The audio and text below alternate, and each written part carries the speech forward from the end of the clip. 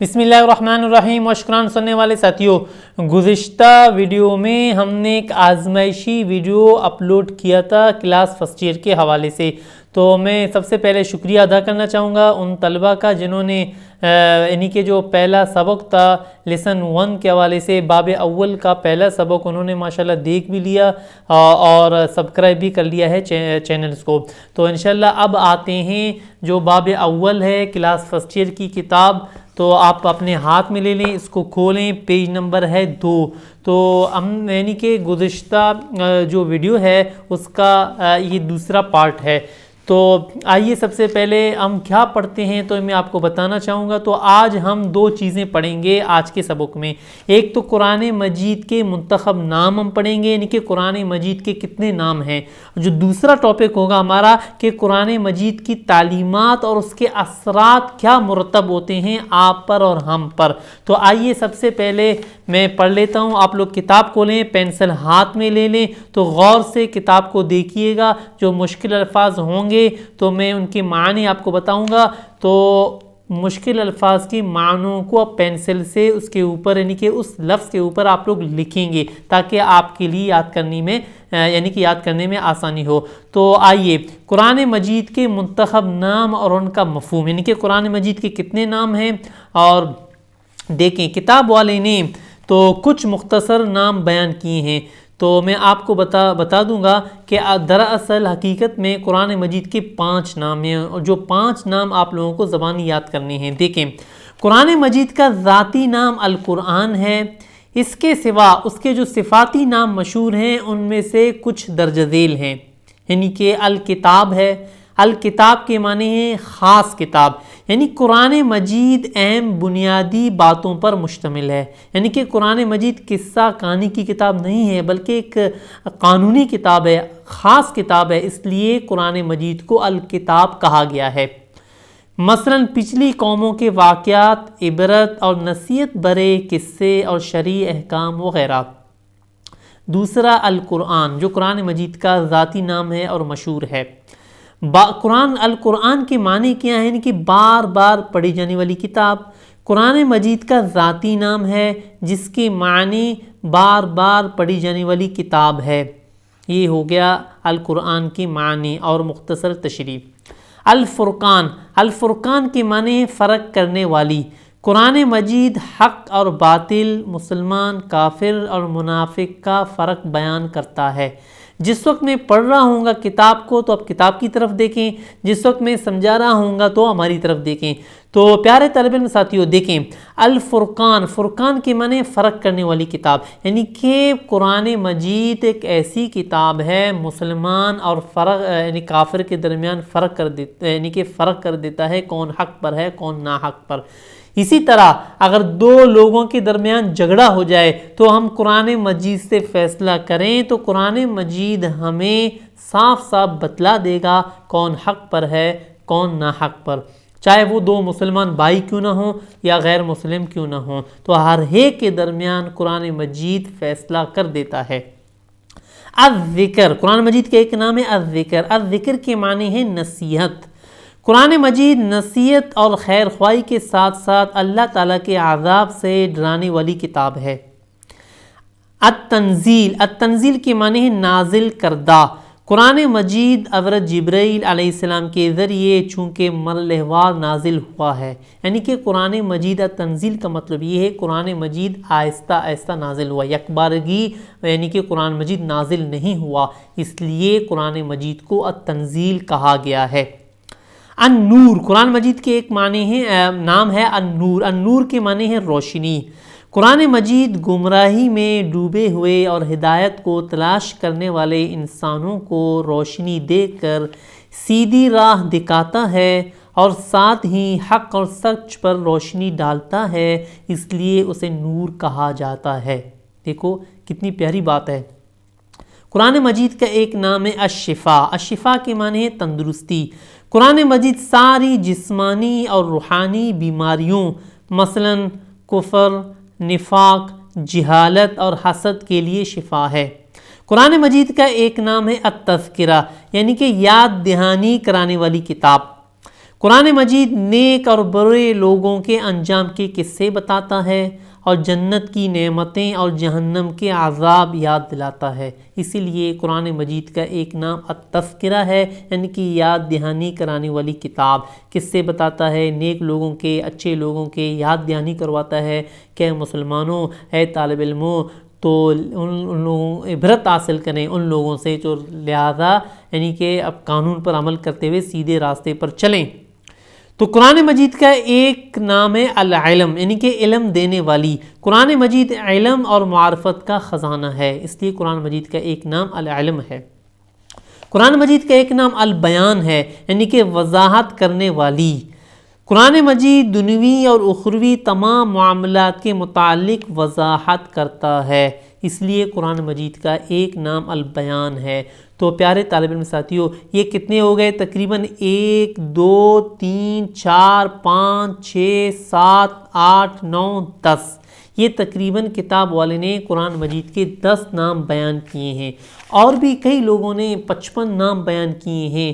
تو پیارے طالب علم ساتھیوں، آپ صرف 5 نام یاد کر لیں تو انشاءاللہ پرچے میں، بورڈ کے پرچے میں 5 نام ہی آپ سے پوچھے جائیں گے، اس سے زیادہ بورڈ والے نہیں پوچھتے۔ 5 نام باقاعدہ طور پر آپ لوگ زبانی یاد کر لیں۔ تو یہ ہوا قرآن مجید کے نام اور ان کا مفہوم۔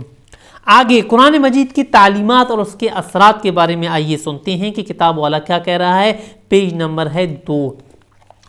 قرآن مجید کی تعلیمات کو درج ذیل 5 عنوانات میں تقسیم کیا گیا ہے۔ دیکھو قرآن مجید، کتاب والا کیا کہہ رہا ہے، قرآن مجید کی جو تعلیمات ہیں ان کو 5 یعنی کہ بہت بڑے 5 چیپٹر یا یونٹ کہہ لیں، ان پر یعنی کہ قرآن مجید کو تقسیم کیا گیا ہے۔ نمبر 1 کیا ہے؟ احکام۔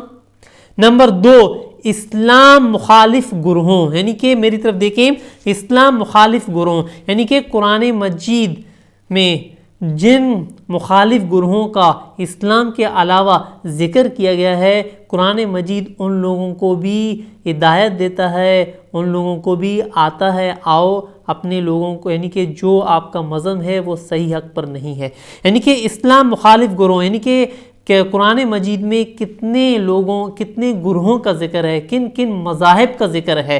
تو دیکھیں یہودی، نصارہ، صابی اور مشرک، یعنی کہ قرآن مجید میں یہودی، نصارہ، صابی اور مشرک۔ یہودی تو آپ لوگ جانتے ہیں، مختصر تشریح عرض کر دوں گا۔ یہودی دیکھیں کون لوگ ہیں، آپ لوگوں نے تو عمران خان کا نام سنا ہوگا۔ تو عمران خان کا جو سابقہ جو بیوی تھی جس کا نام جمائمہ تھی، انگلینڈ میں رہتی ہے، تو جمائمہ کی خاندان اور اس کی قوم کے لوگوں کو یہودی کہتے ہیں۔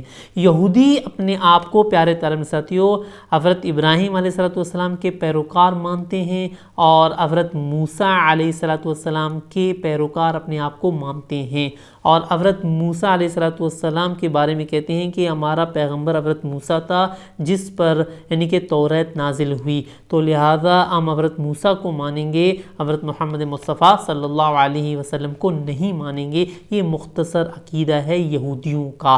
یہودیوں کو بنی اسرائیل بھی کہتے ہیں۔ اگر آپ میں سے کوئی بلوچ ہے تو یعنی کہ یہودی خاندان کی ابتدا حضرت یعقوب علیہ السلام سے ہوئی، تو وہاں پر وش قرآن، اسی وش قرآن یوٹیوب چینل میں حضرت یوسف علیہ السلام کا جو قصہ چل رہا ہے تو وہ مکمل یہودی خاندان میں سے تھے۔ تو بہرحال کسی اور دن انشاءاللہ موقع ملے گا تو مکمل طور پر آپ کو یہودیوں، ایک بہت بڑا چیپٹر ہے یہودیوں کے متعلق۔ دوسرا نصارہ، جو یہ بریکٹ میں لکھا ہوا ہے کتاب میں، تو مختصر اس لیے تشریح کرنا مناسب سمجھا۔ نصارہ عیسائیوں کو کہتے ہیں۔ صابی کا جو ذکر قرآن مجید میں آیا ہوا ہے، صابی یعنی کہ ایک گروہ ہے، تو ستارہ پرست جو یعنی کہ ستاروں کی پوجا کرتے ہیں، چاند کی پوجا کرتے تھے، تو قرآن مجید میں بھی صحابیوں کا ذکر ہے۔ انشاءاللہ موقع ملا تو اس حوالے سے بھی آپ لوگوں کو کہوں گا۔ تو یہ پرانے یعنی کہ اسلام کے آنے سے پہلے یہ لوگ یعنی کہ ستاروں کی عبادت کیا کرتے تھے، پوجا کیا کرتے تھے، تو آج بھی موجود ہیں لیکن انتہائی کم ہیں، لیکن یعنی کہ ناپید ہیں، یعنی کہ ختم ہونے والے ہیں۔ اور مشرک تو آپ لوگ جانتے ہیں کہ مشرک کسے کہتے ہیں کہ 2-3 خدا ماننے والوں کو مشرک کہتے ہیں، یعنی کہ ایک اللہ کے علاوہ کئی خداؤں کو ماننا، ان لوگوں کو ہم لوگ مشرک کہتے ہیں، اور مشرک کی جمع مشرکوں ہیں۔ تو بہرحال اب کتاب کی طرف دیکھیں، یعنی کہ اسلام مخالف گروہ یہود، نصارہ، سابی اور مشرکوں، اسلام مخالف گروہوں کی طرف سے اسلامی عقائد اور احکام کے متعلق اعتراضات کے معنی سوالات کرتے ہیں، اعتراضات اور ان کے جوابات، یعنی کہ اسلام مخالف گروہوں نے جو سوالات کیے ہیں، اعتراضات کیے ہیں، تو تسلی بخش ان لوگوں کو جواب دیا ہے قرآن مجید نے۔ نمبر 3، اللہ تعالیٰ کی نعمتوں کا بیان ہے قرآن مجید میں۔ نمبر 4، پچھلی قوموں کے رویوں اور ان کے انجام کا بیان۔ نمبر 5، موت اور اس کے بعد کے حالات کا بیان ہے قرآن مجید میں۔ ان میں احکام والا عنوان بنیادی اور اہم موضوع ہے جو براہ راست انسانی رہن سہن سے تعلق رکھتا ہے، یعنی کہ جو وہ بھی انسان ہیں، ظاہر سی بات ہے ان کا جو رہن سہن ہے اور مسلمانوں کا جو رہن سہن ہے وہ علیحدہ ہونا چاہیے۔ تو میرے پیارے طالب علم ساتھیوں، ایک بات یاد رکھیں، ہم مسلمان ہیں، ہمارا کلچر الگ ہے، ہمارا مذہب الگ ہے، ہم کسی دوسروں لوگوں سے متاثر نہ ہوں بلکہ وہ ہم سے متاثر ہوں، تو لہذا اسی پر ہمیں غور کرنا چاہیے۔ حلال، حرام، جائز و ناجائز، فرض اور واجب، یہ سب احکام میں شمار ہوتے ہیں جو کہ انسانوں کے اعمال، عقائد، عبادات، معاملات، رہن سہن اور اخلاقیات وغیرہ پر شامل ہیں۔ قرآن مجید کی تعلیمات انہی موضوعات سے متعلق انسانوں کی رہنمائی کرتی ہیں، اس لیے کہ قرآن مجید کا جو سبجیکٹ ہے وہ ہے انسان۔ پیارے طالب علم ساتھیوں، اب آگے دیکھیں، جو ایک اور پیراگراف ہے، پیج نمبر ہے 3۔ قرآن مجید کی تعلیمات کا عملی اظہار اس کے نزول ہی کے وقت ظاہر ہوا، جو توڑے ہی عرصے میں وہاں کا معاشرہ قرآنی تعلیم کی بدولت جہالت، ظلم، بد امنی، بد اعتقادی اور بے مروتی کی دلدل سے نجات پا کر سماجی انصاف، امن و سکون، سچائی، ایمانداری اور انسانیت کی منزل تک پہنچ گیا۔ بتوں کے آگے جھکنے والے لوگ اللہ وحدہ لا شریک لہ کے ماننے والے بن گئے۔ تو کتاب والے نے یعنی کہ لکھا ہے اللہ وحدہ، یعنی کہ اللہ ایک ہے، کوئی اس کا شریک نہیں، اس کے معنی ہیں ماننے والے بن گئے، اور انسانیت کے دشمن آپس میں دوست اور خیرخواہ بن گئے۔ سماج کو ستانے والے لوگ ضرورت مندوں کو بلا کر ان سے مہربانیاں کرنے لگے۔